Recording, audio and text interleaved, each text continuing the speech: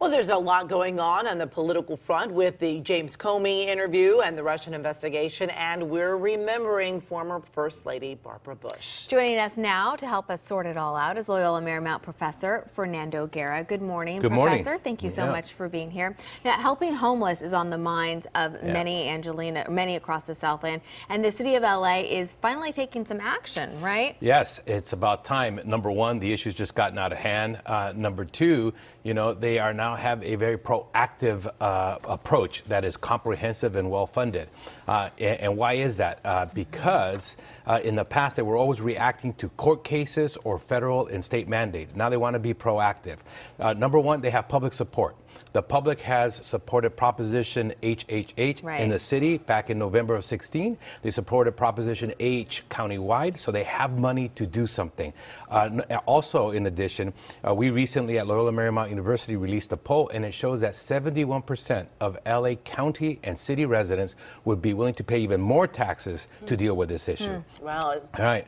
Number two, the county and the city are working together. And the mayor and the council are working together. So you get a lot of that. And then, you have all kinds of other ordinances that have been passed at the state level where a large part of it is mental health.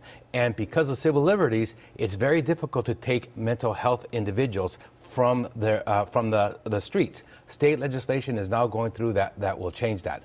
Drastically different approach, very proactive. They have the money, they have a plan, and they're looking towards the future. Well, we need some change. Yes, yeah. And you said that LA is being proactive, but other municipalities are having a hard time dealing with their homeless population. Why is that? Well, for instance, part of the issue is that it is the counties that are supposed to deal with homelessness with supportive services. So, for instance, in Orange County, they're having a real tough problem. There you have the major city of Santa Ana that is heavily impacted. The city of Santa Ana, very progressive, almost all Latino in terms of the city council, the mayor, the city manager. And then the board of supervisors, all Republican, all looking, and they have a very different approach. And then the county's in charge, and they start a certain process, and then they end up changing it. So it's chaos in Orange County, and it's really well thought out now in the county of Los Angeles.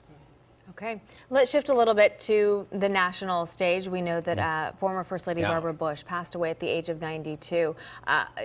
She left her mark on a lot of people. How do you think she'll be remembered among First Ladies? Well, number one, she's sandwiched between Nancy Reagan and Hillary Clinton. And so in that perspective, she comes off as very stable, very ordinary, very supportive. Nancy Reagan had her own image, and then we, of course, know about Hillary Clinton, very different, very political. But here, she always came across as someone who was a matriarch, very supportive of not only the president, but of her children. And I think, and she has certain causes that she did very well. And she's seen mostly as the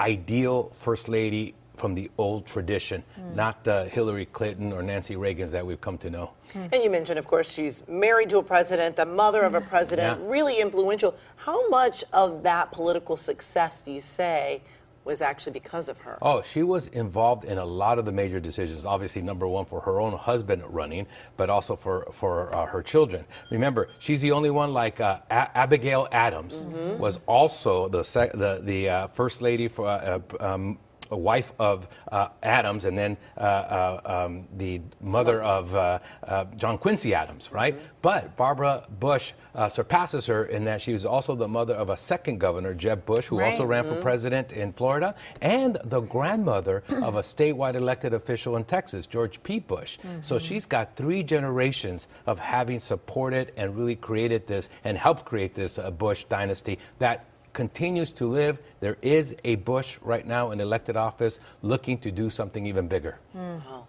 Do we have time to touch on the Russia investigation real quickly? I think so. I'd like to touch on this because I think people are still talking about the James Comey book that came out and what he's revealed about his relationship.